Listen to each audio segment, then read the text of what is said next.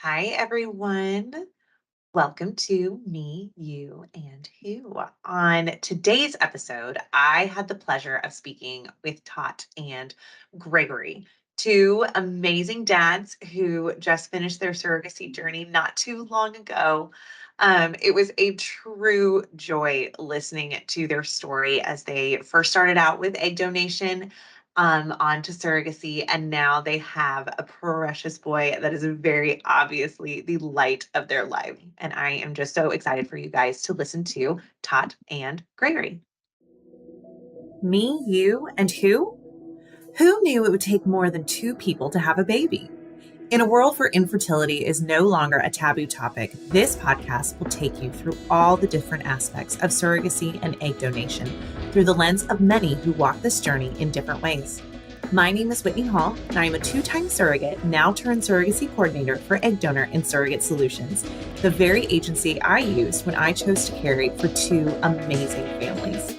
With this podcast, it is our goal to help guide and support you as you learn about what it takes to grow a family in an alternative way, as well as hear inspiring and beautiful stories of how this path has changed lives forever.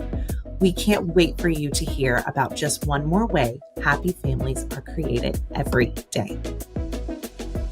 I'm so excited to get to talk to you guys about your fantastic journeys since you did both egg donation and surrogacy. But yeah, okay. Now you two fantastic dads with a fabulous little boy. How old is he now? 8 months, almost 9 months. Yes. Almost 9 months. Oh my gosh. That's so exciting. And is he like just so cute and round and precious? Yes, he is. Yeah. He is absolutely adorable. And he's very Oh big. my gosh. So he weighs 30 pounds. So he's in 22 T clothes now. So it's a lot of fun. Love it. Oh my gosh, so sweet. Just squeezing them is like my favorite part. Absolutely. What made you guys decide to go the route of egg donation and surrogacy just as the way that you guys chose to grow your family? And initially, we set out speaking with a friend that directed us to our attorney, Karen Persis. And we talked about all the options of adoption and surrogacy and with Karen. And she gave us, all the legal advice, between options and that, there's no right or wrong option. And after talking to her and her recommending surrogate solutions, we decided that that was the route that we would prefer to take. And we interviewed throughout the process. We met with some adoption agencies and adoption consultants. We talked to friends who had done surrogacy as well. And we talked to friends who adopted, and we heard different sides of the story and pros and cons, and we weighed those out for ourselves. What we thought we would enjoy the most of the journey would be being part of the surrogacy experience and getting to be a part of this from really the very beginning all the way through. And more importantly to us, or a big factor to us, was just the ability to go through that process and be there every step of the way. Since obviously we weren't able to carry the child, ourselves and have that personal experience, it was the next best thing for us to get to have a surrogate, build that relationship, and really follow this process all the way through. And it gave us a much better appreciation as we went through it, even more so than I think either of us expected. To be able to be a part of that process. It helped us bond throughout that process and be more prepared for the kid. Not to say adoption probably wouldn't give you some similar options, but this is something that we thought it would be a great experience to have. And really glad we went that way. Yeah. And the more we got into it, the more we learned. I mean, we learned a lot, and we learned a lot very quickly. And we thank God for Angela, our coordinator, and Crystal, our surrogate, who had already done, been a surrogate twice before. And actually, once we had decided to do it, we filled out the information, we sent it in. We were told we were the fastest in responding and getting things back Way than to they go. Gold star for you. than they had ever experienced, because we were so excited and we didn't want anyone to be waiting on us for anything.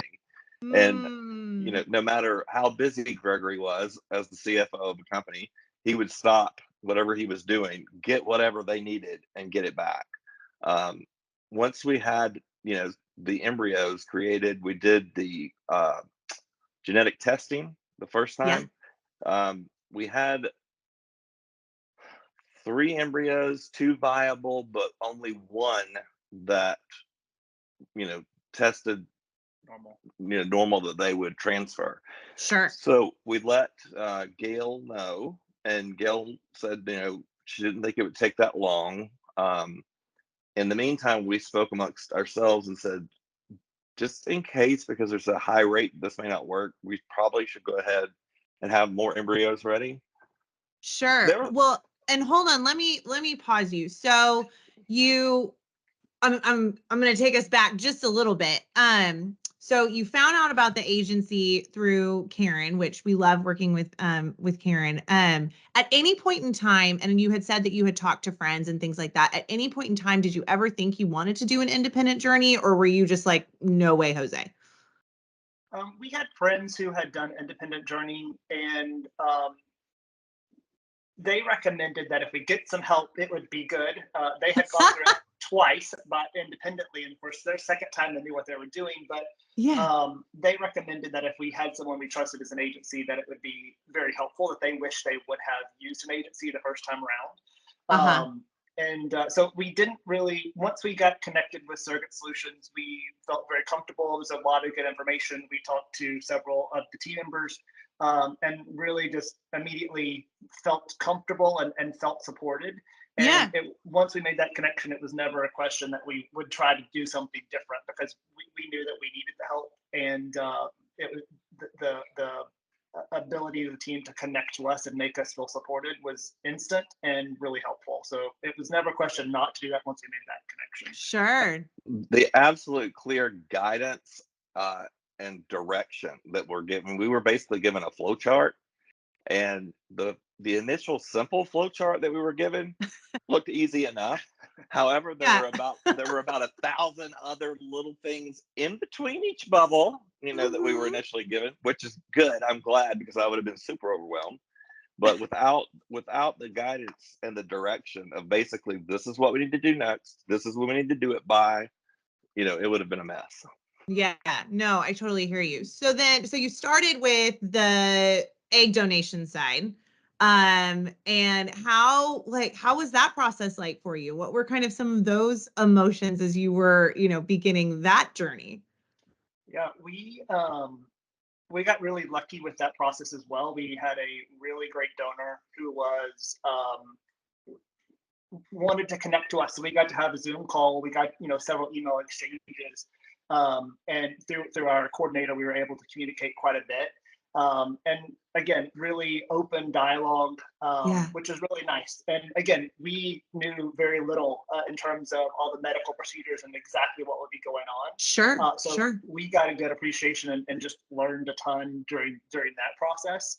But it was really helpful for us to again build the appreciation for everything that the donor was going through, and Mhm. the Mhm. experience that they have, and all the steps it involved, and just the overall process, right? So we had a great doctor here locally that helped us understand a lot of that, but just being able to connect with the donor, and again, she was super easy to communicate with. She was very Yeah. upfront with kind of how she was feeling and things that were going on. And that was really helpful for us, again, to understand kind of that her experience and help us appreciate it. So it was a really great experience, and we were really glad to have that opportunity to go through it. More than else, just again to understand the whole process and what was entailed, and again, from that very start, to be a part of it was really fun. No, for sure. For sure. So this was a known donor cycle. You had said that you met her over Zoom and things Yeah, like that.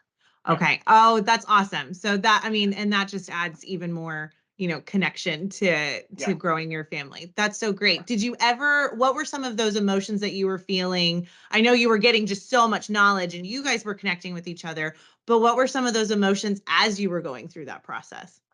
One of the things that I will admit is when we initially started this process, I did not realize that you could create an embryo from one individual and then transfer that embryo to a different individual who is your gestational carrier. Uh-huh. Uh, Yeah. I honestly didn't. I had Just not did, yeah.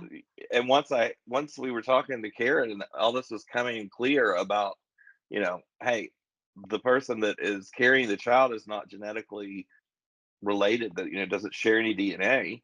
Uh, I was like, wow, this is makes it a lot easier because it's not a genetically related mother; it's a gestational Right. carrier. It's not the traditional surrogacy. Yes. Yeah. Yes. Yeah. I think in terms of how we felt in terms of going through the donation process, you start to appreciate it a lot more. We learned a ton about what was involved, but Yeah. we really started to, I think, appreciate this experience. It was kind of the beginning of, it's complicated. There's a lot of steps. There's a medical part, there's the miracle part, and they all come together. And it was, I think, emotionally interesting to kind of go through that experience because you're excited and you're nervous and you start to understand the anticipation and the waiting game. So it kind of helped us get ready for that in terms of the full pregnancy. But largely, I think it helped us to just really build that appreciation for what the surrogate and what the surrogate would be going through and what the donor goes through, and just started building that appreciation for the whole process and everyone that's involved. There's a ton of people. Yeah, that flow chart got a lot more complicated. Yes, when it gets really difficult to get the appointments, scheduled with your fertility clinic, and getting everybody organized. Again, that's where without you guys and the coordinators at Surrogate Solutions and Egg Donor Solutions, we would have been a mess. It was it was highly stressful and emotional in the sense of getting the person here to be checked out and then getting the person back for the procedure, getting the medication to them in their state, all those steps. It seemed like it was going to be forever before we ever actually got to, because in my mind I'm thinking, Gail, we're never going to have a surrogate. This is it's going to take forever. Then it's going to take forever to find the surrogate. Which was my fear, and I'm bouncing off the walls thinking it's going to be 2030 before we actually have a child born. Oh. And then of course once we had the embryos, Gail, I sent her an email and I said we had embryos. She said great, and it was, I think, was it like a day, 2 days, like a day or two later, she just said, hey guys, just came across my desk, this person's very close to you, which Gregory had just said, of course, we'd prefer if our surrogate was not in Alaska. And they laughed and said, well, actually the last that we paired was in Alaska. And we were like, oh. But Gail said, hey, we've got this girl that came across my desk and she has done this twice before. And she said, but there was an issue with her last trial, and it was due to poor embryos. Okay. And so she said, run it by your doctor. We ran it by the doctor. Everything was good. We met with Crystal via Zoom. We all agreed that she'd been on this journey, that she had experience. We felt comfortable. We clicked, and from there it took off. Yeah. Well, and I mean, I think it's so easy to get overwhelmed in the process and to kind of go down that rabbit hole of, oh gosh, it's going to be 2030 before I have a baby. And then all of a sudden when you click with that person, did that give you any sense of relief, or, what was that like?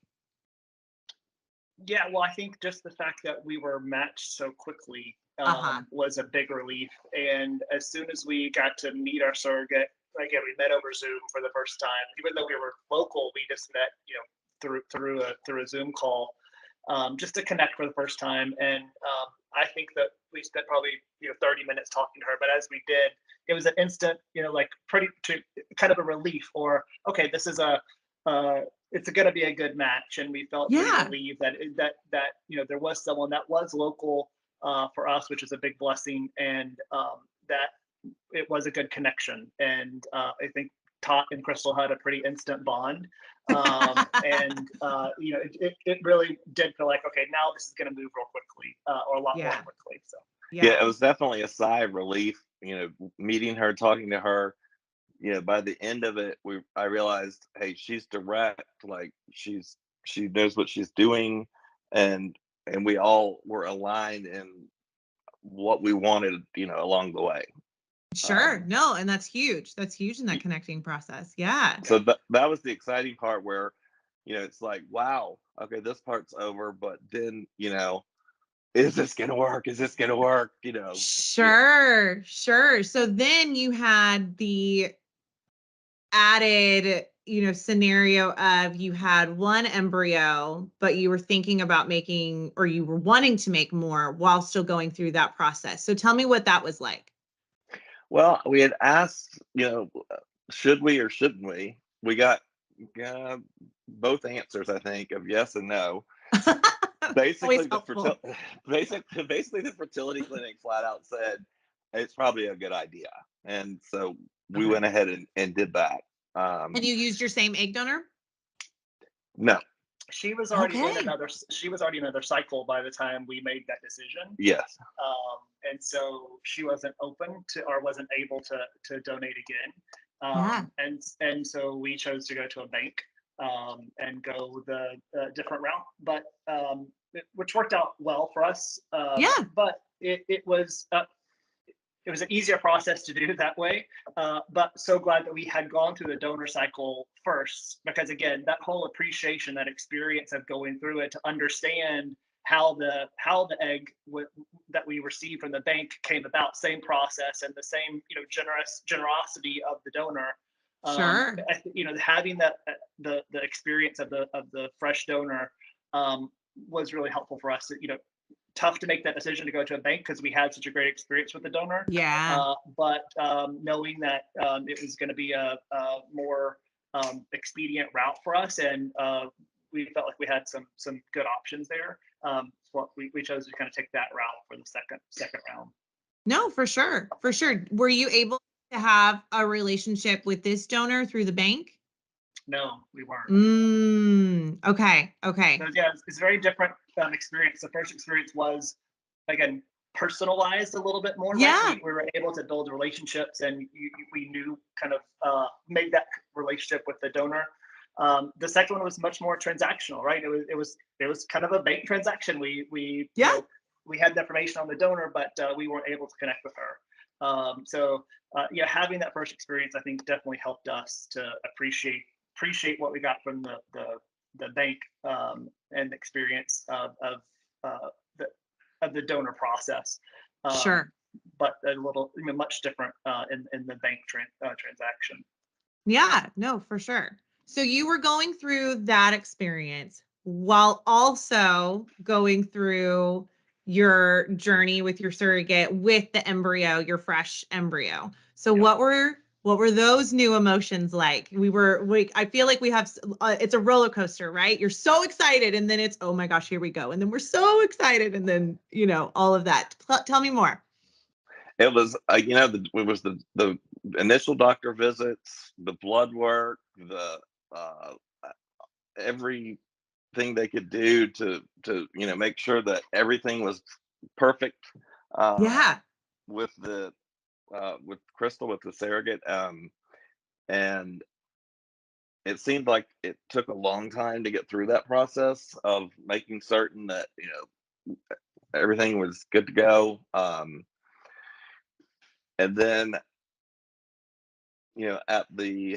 I was there for the transfer of the first embryo. It was very exciting. I had Gregory on FaceTime, I believe, because could not be there. Plus we didn't know if we should both be in the room for the transfer. But it was crazy that after the embryo transfer had been completed, that the doctor asked the embryologist to take it back into the lab to check under a microscope to be certain that the embryo was not still in the syringe. I was like, oh my goodness, like wow, this is crazy that it's so small that it needs a microscope. Sure, sure. Yeah. And actually, during the initial meeting with Crystal, the surrogate that we were matched with, Yeah. she up front told us that she was not married, but she had gotten engaged Mhm. just prior and recently. Then throughout the process of getting to know her and through the journey, we were invited to her wedding and attended the wedding, and while she was pregnant. Um, and I'm sorry, Oh my I totally goodness. skipped ahead. I No, just you're skipped. good. You're good. That leads me, you're going through this experience. You guys, kind of have 2 feet in both situations, right? Like you've got a surrogacy journey going. You're also, going through the egg bank, but you have your embryo. It's a whirlwind of emotions. What were you doing during that time, to foster that relationship? Because I know that was so important to you guys to be so a part of what was happening. So what were you guys doing, as you were getting to know Crystal more and starting that journey Yeah. to ultimately be led to, hi, come to my wedding? Yeah. We actually set up a lunch in St. Augustine where we went and met her fiance. And that Yeah, was a big sigh and relief because, when you find out and that she's engaged and going to be married, is he okay with this? sure. There was a little bit of a fear of, is he okay with this? Is he, gonna get in the way, and he was absolutely wonderful. I mean, couldn't be a Oh, nicer guy, more supportive. That was a big relief. I think, once we met him, realized he was so supportive and knows that this is what she'd done and she wanted to yeah. do, and he was on board. He had 2 kids already. Crystal had 2 kids of her own. You know, they were done Hmm. having kids. That was a sigh of relief for me. Yeah, I think just um, we had a lot of communication, right? Email communication, phone calls, texts. Like it was an open dialogue, and we were at every appointment, whether it was a routine checkup of the pre-transfer, whether it was the transfer, whatever it was, we were Yeah, there.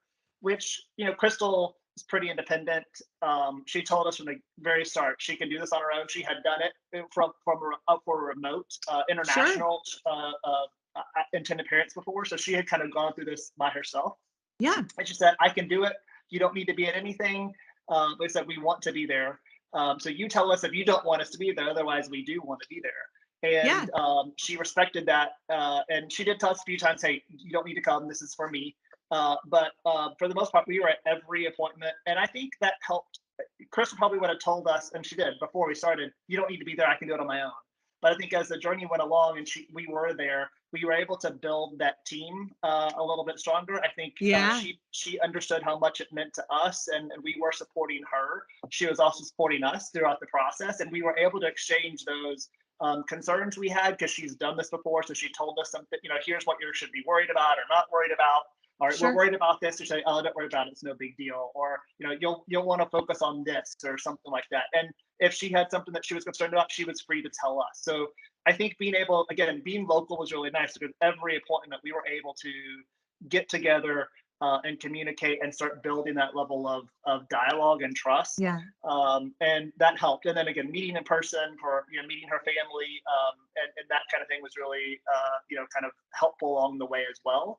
But really, we had daily text messages, emails, and sometimes just, small things. But not necessarily even related to something that was going on, but more happy birthday or some things like that. Kind yeah, of as we got to know each other and build that relationship. So that helped us a lot to again ease our anxiety a little bit because she was able to tell us what to focus on, or she knew that what we wanted to know or what we felt sure. was important to us. So it was a really good experience. Yeah. So, I mean, that communication factor is so key. And then, what did support look like for y'all? And then what did support look like for her? How did you support her and how did you feel supported? Obviously, communication was one of the biggest ones.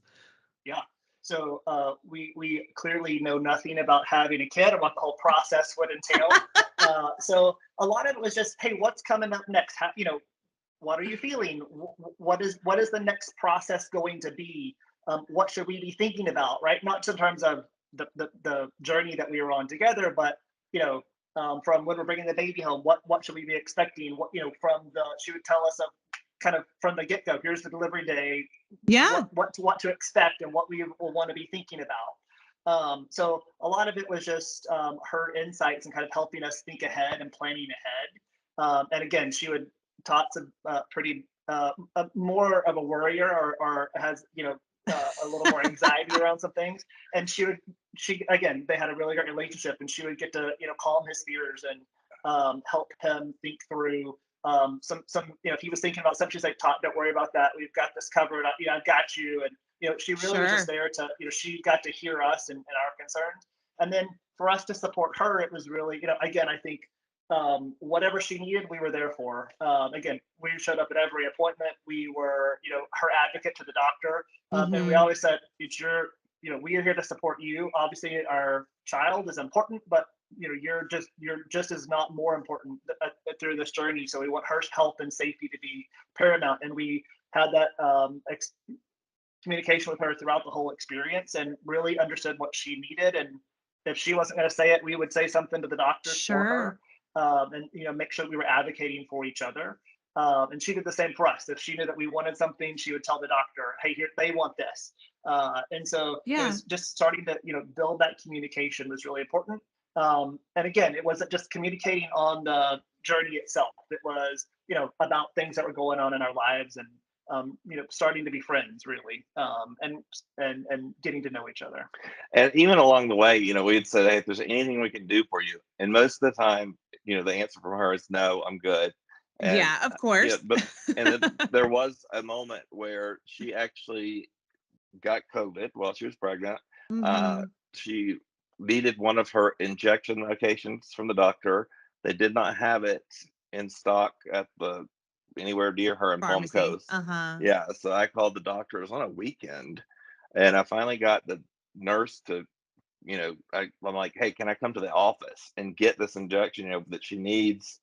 And she finally found it at Publix. I went to that Publix and drove it down to Palm Coast. So, I was at least and some soup. Yeah, I was able to at least leave. Yes, I had several soups. Yeah, so I left several soups and the injection medication at her doorstep. And took off because I didn't want to bother her. She was sick. Sure. Oh, that's so sweet, though. Yeah.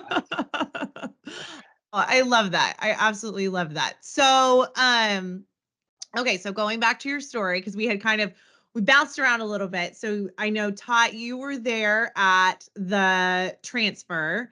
Did that first transfer take? It did not. That Okay. one, and we knew right away. It wasn't like there was any doubt. Okay. Like it just, the doctor said, within a few days, like they just knew. Like They just knew. yeah. Okay. There was never any heartbeat. There was nothing. There was the HCG. Levels weren't up. Like it was. Yeah. So it wasn't. I mean, I guess if it's not going to take, I'd prefer that like the way it doesn't take. I mean, in other words, it's easier because it's not like, hey, we got excited, something started. It just never took. So it just never took. Okay. And what were kind of those emotions like? And how did you, kind of team baby between you, Gregory, Crystal, Todd, how did you guys support each other with kind of, that disappointing news? I reached out to the fertility clinic, to our coordinator there, and I just told her, hey, I feel like the sail, like the wind has just been knocked out of my sails at this point. And that, she assured me that, they would do everything that they could, that sometimes it happens. And we decided, okay, we're going to do this. We've got two more grade A plus plus, whatever, Yeah. embryos. What there had been some discussion on the genetic testing, and we decided, with our doctor, we're not doing the genetic testing on the embryos the second round. We don't know if it's a boy, we don't know if it's a girl, blah blah blah. So we just went with it. And I had just had back surgery, so Gregory went to the second transfer. Okay. I would say from the when the first transfer didn't take, it was, for me, it was a little bit hard because you're excited, right? And we were Yeah. hopeful, obviously. So this, the first time to go through it, we knew there was obviously, a strong chance that it wouldn't take, but it's still hard, and particularly because we had, with our donor, we only had the one embryo. And so it was Right. our one shot, and we had built that relationship, and we were really excited because we had that experience, and that was something we had looked forward to being able to tell our child that, this is how you came about, and we have this relationship, and we can continue that relationship throughout his or her life. And Sure. so that was a big disappointment to me personally, because Yeah. we had really appreciated that experience, and it meant something to us, right? That was even, that embryo was, every embryo is special, but that embryo was even more special to us because of that experience. Yeah. And that was our one shot at it, and it didn't work. And so that was really, to me, disappointing and emotional, because of, just that was our one opportunity with that donor.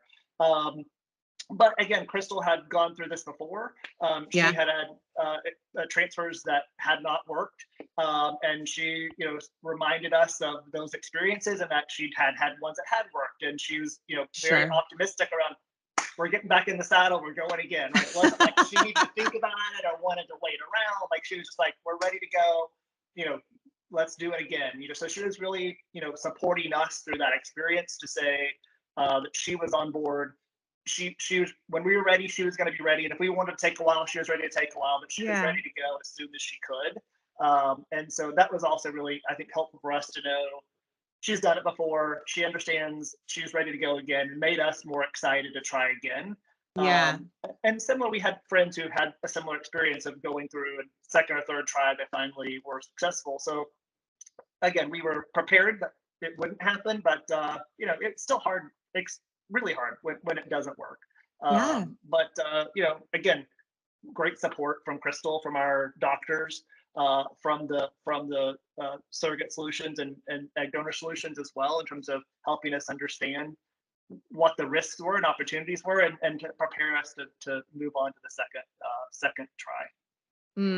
No, that's fantastic. That's fantastic. And we So, actually were in the mountains hiking on the second, when we were creating the second round of embryos, and I had a very small signal. We're hiking in the mountains. I get the phone call. It's the embryologist at uh-huh. the fertility clinic, and she's trying to tell me, that, hey, here's how many fertilized, here's how many embryos have, and I'm getting like every other word, and I'm telling Gregory, I'm like, it's the fertility clinic. I'm trying to hear. I'm trying to move to a different tree, to a different side of the mountain, and I finally understand that we have so many embryos, but two of them for sure are the best quality, grade A. She's giving me all these terms. I'm like, Sure. okay, so we know we have two. We have two more shots of this that are grade A. Perfect quality embryos. Yeah. It's just funny that we have to be on the side of a mountain. You're sitting there, and at the end of it, you're just like, look, just tell me if it's good or not. Yeah, yeah. That's awesome. So you did your second transfer. Gregory's there. What was that? How was that experience different from your first, especially after going through a loss?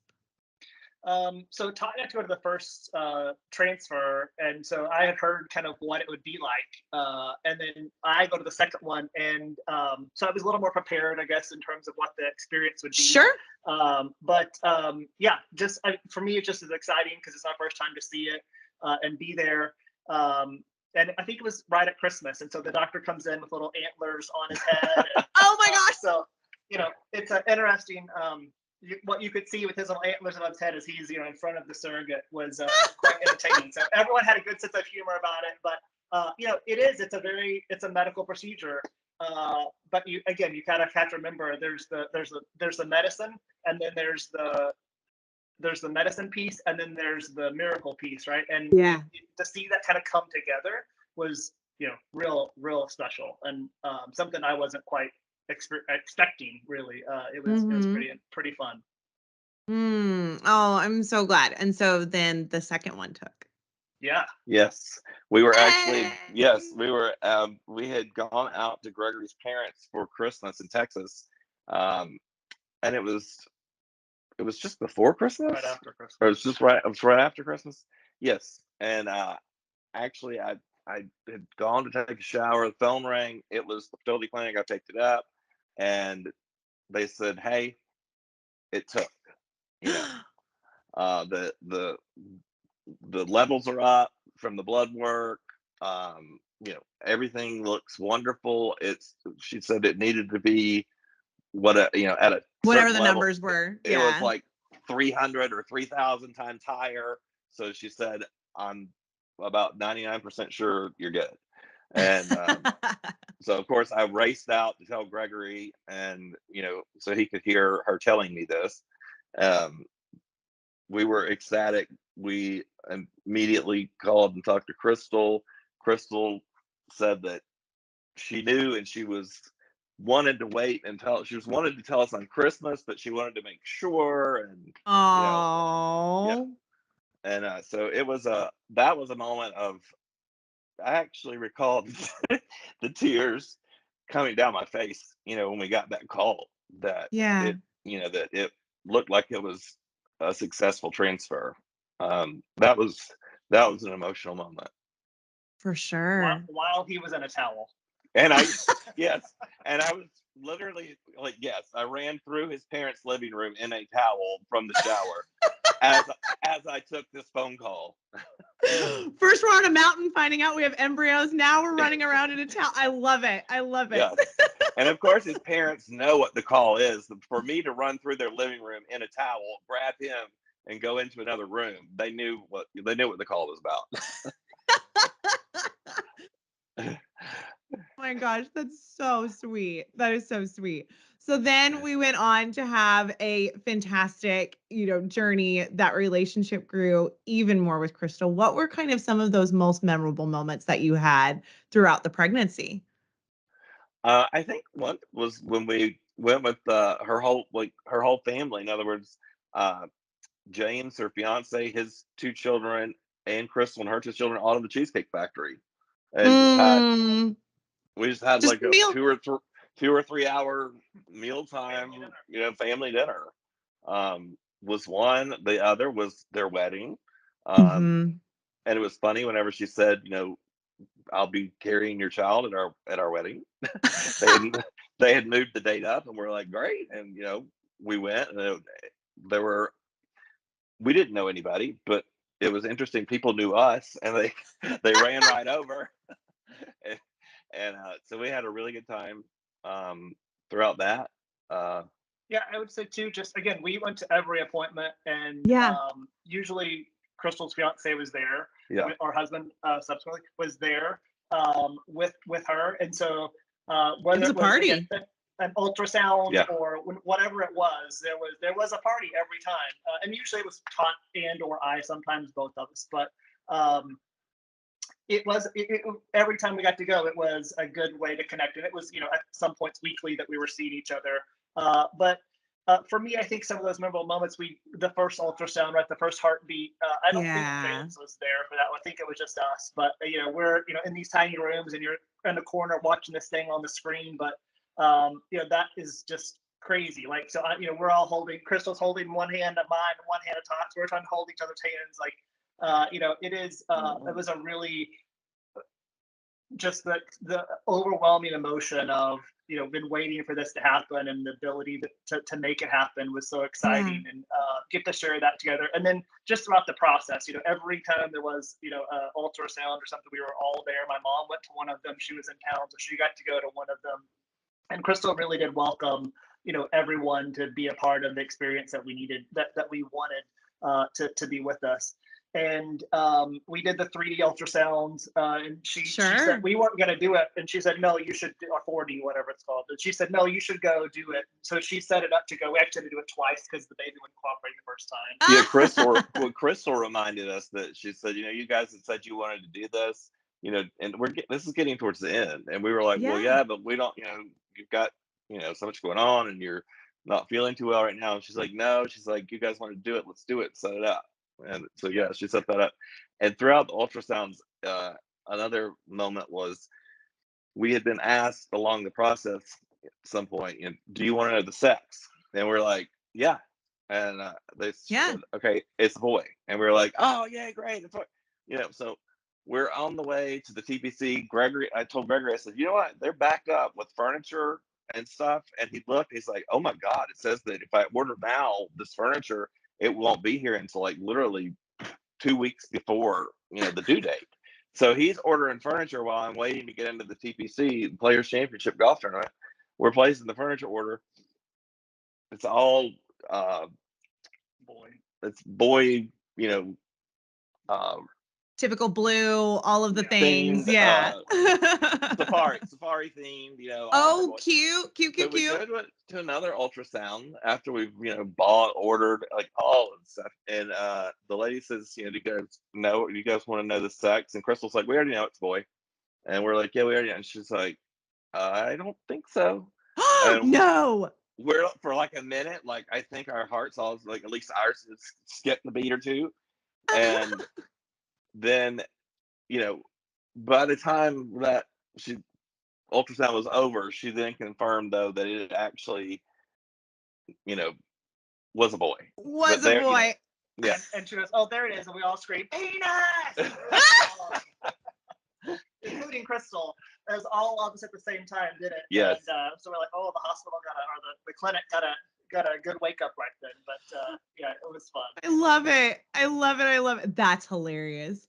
Was there, during the pregnancy, obviously you had the struggle of, losing the first embryo and all of that. Did you ever, what kind of struggles or maybe, just insecurities that you maybe perhaps experienced throughout the pregnancy up to delivery day? Daily insecurities. Yeah. I mean, just in terms of, again, we were really lucky. We got to see Crystal weekly almost. I mean, so we were connected to her. We could see her progress and definitely felt connected to her and the experience. But it's a little bit out of your control, right? So it's not like your traditional pregnancy where you're watching your wife or your partner on a daily basis.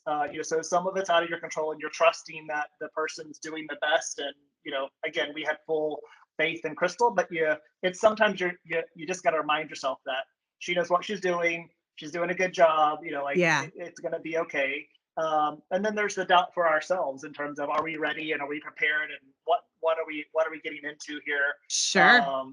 But again, that's where I think having our consultant with Angela was really helpful, because we could talk to her about what are we expecting, what's coming up next, here's what to expect this week and the next week and the next, or this appointment, the next appointment. So that took away a lot of those concerns or uncertainties, because you kind of at least procedurally knew what was coming up. Sure.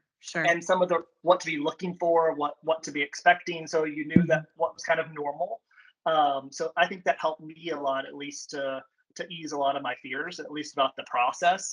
The fears of parenting aside, which again, that was a daily concern. I don't think those ever go away. Yeah.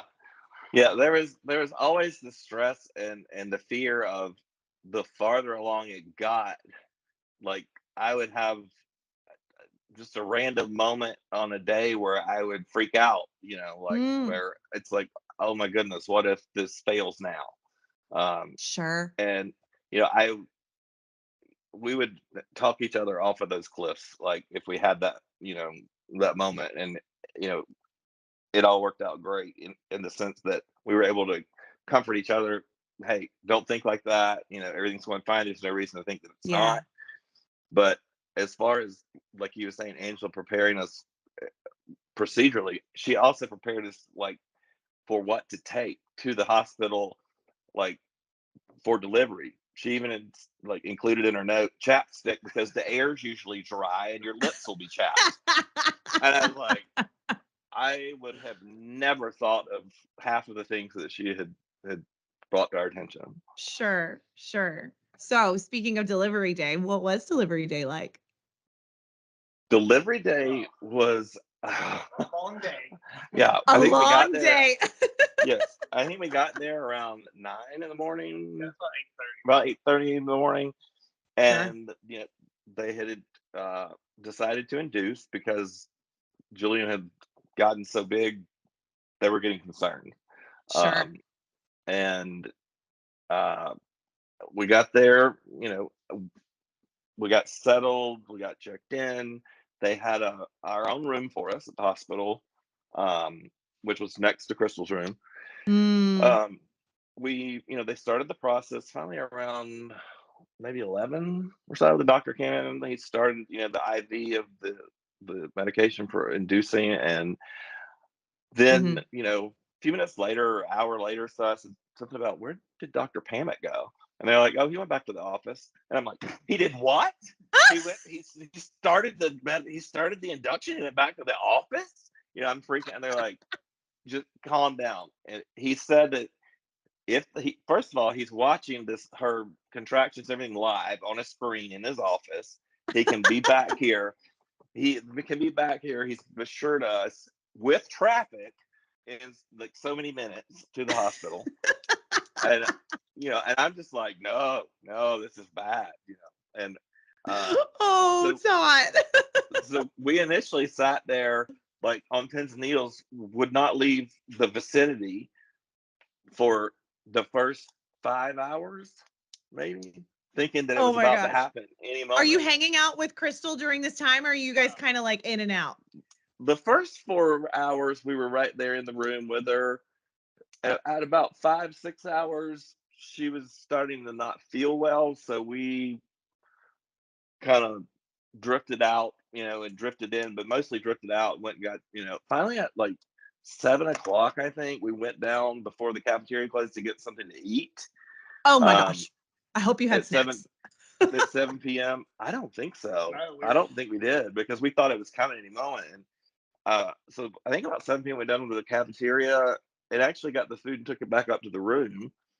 We were in our room eating, and some nurse came in and said, "You guys can finish your food, but you need to be ready." And like the next, I don't know, she said 15 minutes, 10 minutes, something.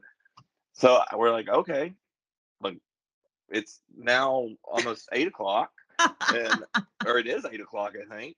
So we walk out the door, and all of a sudden, I'm like, we still have plenty of time. Obviously, it's been almost 12 hours, so hey, Sure. there's no rush, no rush. And all of a sudden, I'd gone to the rest. I don't know again where I'd gone. I went to fill up my water bottle. I'm coming back, moseying along, and Gregory's like, "Todd, get in here!" And I'm like, "What? Like, what's the deal?" And he's like, "It's happening." And I remember thinking, like, what? Oh my God, like, are you serious? Like, 12 hours later, they told us, they brought us in the room. They said, stand over to the side. Dr. Pamet came in. He said, guys, stand over here. And all of a sudden, like, a swarm of 12 people came in that room. Uh-huh. Uh, Lights dropped out of the ceiling. The bed, flipped out. Like, this hotel room turned into a hospital room, like Sure. immediately. And he had us standing there. People were shouting this, people were shouting that. Gregory uh, and I were squeezing each other's hands so hard. And Oh. I apparently was breathing so hard.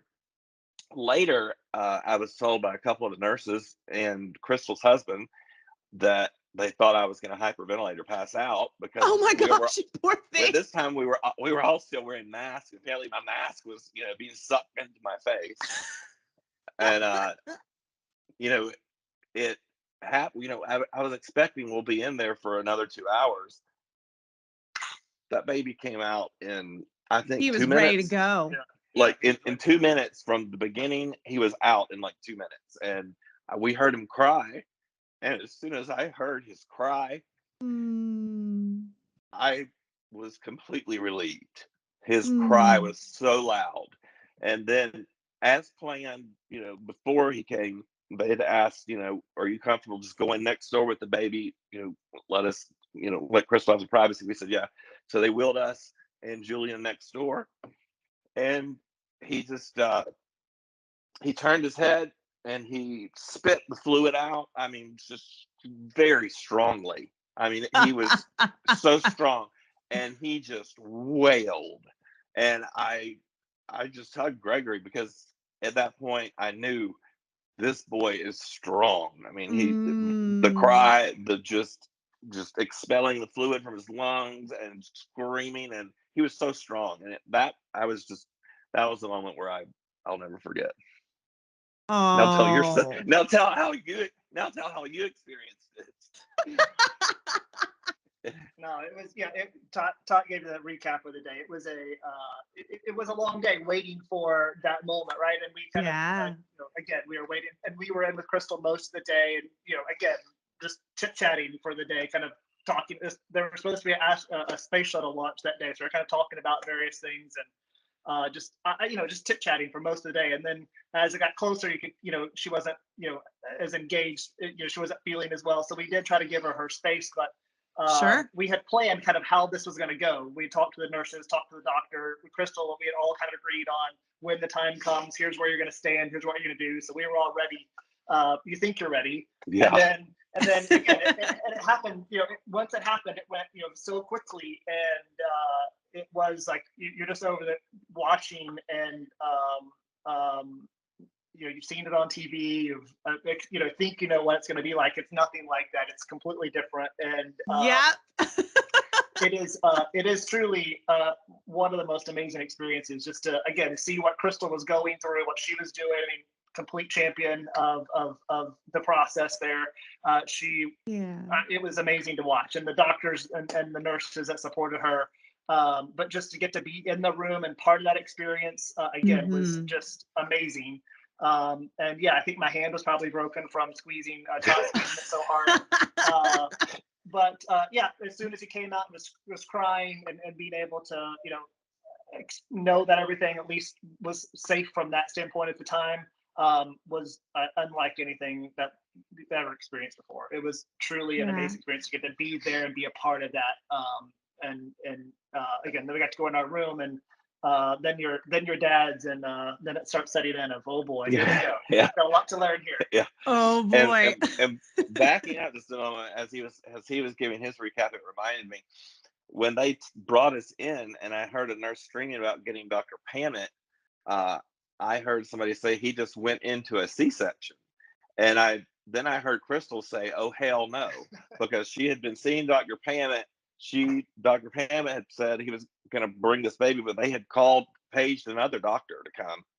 And then we're kind of still figuring out what's going on. All of a sudden, Dr. Pammett flies through the door, Oh my and gosh. he's like, "I put the C-section on hold. I told you guys and you, Crystal, that I'm delivering this baby. I am delivering this baby." And so Oh. that was a moment of of relief. Everybody was, very relieved. And the other was, as soon as Julian came out and started screaming, and I had that sigh of relief, Sure. Dr. Pammett, in his beautiful suit and his white coat, said, "He got me." And we're like, "What?" And he had just came out and peed all over Dr. Pammett. Just as soon as he came Julian out. Fritz. So that was another moment that was entertaining, because the whole room was laughing at that moment, I think. Oh, I love it. Oh my gosh. What an amazing, amazing day. And now Julian is 8 months old, sweet, big, beautiful boy. How has y'all's relationship with Crystal evolved since then? Well, obviously we've been really busy. She was Uh-huh. Yes. And she's she, busy. Yeah. and she's really busy, and they actually went through a move and moved here closer to Jacksonville, into Jacksonville from Palm Coast. So she's been painting, and her kids moved schools when they moved up here. So she's been busy. We've been busy, but we've kept up. We Yeah. tried, both of us, really hard to get together around Christmas. It didn't happen, but we've stayed in contact. We are all over liking and commenting on each other's Facebook posts, Sure. and and we still are getting together. Obviously, we just we haven't had a chance. It's just been No, hectic life on both happens for sides. sure. Yeah, Yeah. I think the But it's not strange or weird. yeah, It's it is kind of one of those things where you think like we were seeing each other weekly, and you go through this experience, and then it kind of stops. And that's one thing we were concerned about is we wanted to have that. Not necessarily we didn't want to force a relationship, but we Sure. hoped that we would be able to have a relationship with our surrogate, throughout the process and after the process. And it was a great experience with Crystal throughout the process and the relationships that we built. And since then, yeah, I mean, Crystal's still been supportive of us. She will text and check in, and again, we keep up with each other through social media as well. Yeah. But yeah, it's a different relationship because we're not seeing each other weekly. But I still feel like if we need anything, she would be there to do it in a heartbeat. And likewise, I think if she needed us, we'd be there for her in a heartbeat. And it's good to know that that relationship didn't just stop. And I think that's important for us, right? We want to be able to support her because she was did such an amazing thing for us and gave us such an amazing gift. So continuing that relationship is really important, and we've been able to do so and look to do so more as maybe life settles down a little bit more here. Absolutely. Yeah. And towards after everything was over and done, like Angela had sent a message to both Crystal and I, and I responded, to Crystal, and I said, Crystal, you know what? We are forever grateful for you. You will for always be a part of our lives. I can't, tell you enough how much we appreciate you and how much you helped me along the process. And I hope you know that you cannot get rid of me, because I will show up at your house. And she responded, she said, Tot, please shut up. I'm still very hormonal and I can't stop the tears. Oh, sweet love. So it was Oh really my sweet. gosh. Oh, you guys, that sounds so dreamy. And I'm so happy you guys had such an amazing experience. Is there any advice or, just any words of wisdom that maybe you would say to, potential intended parents, whether it be intended parents of, through egg donation, or, maybe words of wisdom for a gestational carrier, anything that you would say? Stay calm and stay occupied with something to keep your mind off of it, because there's just a lot you cannot control. Yeah. And you just have to accept that you cannot control it, and just find something to occupy your time. That's all I've got. Yeah, I would say feel free to speak up, ask questions. If whether it's through your counselor or whatever you have, whatever support system you have, whether it's your surrogate or your advisor or throughout the donation process and surrogacy process, there's someone out there who has been through it and knows about it and can answer the question, or at least tell you something. And if they can't, they're going to help you find someone who can. So I think for us, at least for me, having that support system, and again, our families were great through this process, our friends were great through this process in terms of that emotional support, but there's only so much they can do, right? Having someone inside your immediate circle that's going through this process that can, answer your questions and tell you what's going on. Your doctors will do all the stuff they need to do as well, but there's just something about that relationship with the surrogate, or the relationship with your coordinator, surrogacy solution team, the coordinator, that is unique. Like it's just a unique perspective they can give you, and it's a really valuable gift that they each can give in terms of the calming you down or answering your questions. So lean into that, and don't be afraid to lean into that, because I think that helped us to enjoy this experience a lot more, and just be a part of that experience with them. They can be annoying, right? The coordinator can ask you things, or want you to do certain things, like, oh, I don't want to do it right now.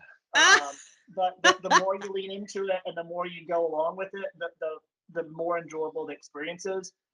And I think to me that was the most important thing, was just having the ability to have that additional support. I didn't know we needed it as much as we did, but so grateful that we did have it.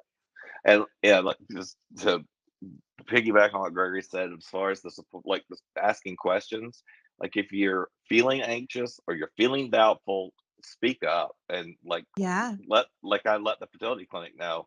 I felt like the wind had been blown out of my sails, at that Right. one point. Right. And they said, "Look, this happens, blah blah blah." And they talked me off a cliff. But unless you speak up, you're just gonna carry that burden or that feeling or that fear by Yeah. yourself. And it really helps to, like you said, speak up and occupy your time, but speak up when something's bothering you, or you'll just go bonkers. For sure. No, absolutely. Oh, that's excellent, excellent advice. 100%. Okay, well, I have one final question for you. As anybody who knows me, I am a coffee addict. Love it. Can't go a day without it. So, what filled your cup this morning? Whether it be literally like coffee or figuratively, what filled your cup this morning? So I'm the morning dad, and The morning dad. Oh, I like that. yeah. So I'm the get up early and get ready for the day. That's my responsibilities. So it is the highlight of my morning every day. This morning was a little rough because we had a late night with the baby, but the every morning it is so fun and rewarding for me to get to go in. I get the baby up. And he's sitting up on his own now. So I go into the room this morning, and he's sound asleep, just dead sleep. And go and tell him good morning, turn the lights on. And he wakes up with his sleepy head and little sleepy eyes. And he looks at me, smiles, and sits up and just starts grinning and ready for the day. And that's usually the experience every morning I have. And it's a great way to start the day. So that's my figurative cup being filled, is to get that experience to start his day. We go to the window, we look out the window and see what's outside, and we say good morning to whatever we see. And it's a fun way to start the day. Hopefully it sets his day off on a good path, sets my day off on a good path. And it's a really fun way that I feel like I get to connect, and it's a great way to start the day. Beautiful. What about you? And I don't Not drink coffee, morning so that gets me going. and coffee, absolutely. Mine first thing in the morning is I have coffee while he's getting Julian up, because There you go. I'm the night person, not the morning person. But mine is throughout the day and the afternoon, the same as Gregory. When he goes down for a nap, when he wakes up and he's giggling and he's laughing, when he's reaching for you, he's just started to reach. And then, coming down the stairs, he sees the dog wagging his tail and he just laughs and giggles. Oh. I mean, it's just the most amazing feeling. And when I open the door, he loves the outdoors. So when I go to open the door and he realizes we're going outside, he'll just jump up and down and laugh and giggle. And then again, at night, I am the one who, gives him, we do bath time together, which is always entertaining and bonding for both of us. Yeah. When we do bath time and play in the water. But then I rock him to sleep and give him his bottle. And it is just the most wonderful feeling to have this little child fall asleep in my arms and, ease him into bed. Last night, he woke up and he didn't want to be eased into bed 2 or 3 times. But that rarely happens. He has been sleeping through the night since he was about 2 months, maybe less than 2 months old. Yeah. Congratulations. I think maybe a month and a half. He's been sleeping at least 6 hours, and now he sleeps 10 hours. He's been sleeping 10 hours for at least 6 months. Oh my goodness. Parents all over the world will be jealous of this. You guys, again, thank you so much for sharing your story, your journey, all of the ups and downs. I know just we're so grateful for you to just, share all of that. And I know, from Angela, she just loved working with you guys so much, just as a colleague. So yeah, be well. Thank you. Give squeezes to Julian for all of us. And thanks again, you guys. Thank you. You have just finished listening to an episode of Me, You, and Who. To find out more about egg donor and surrogate solutions, go to www.createahappyfamily.com.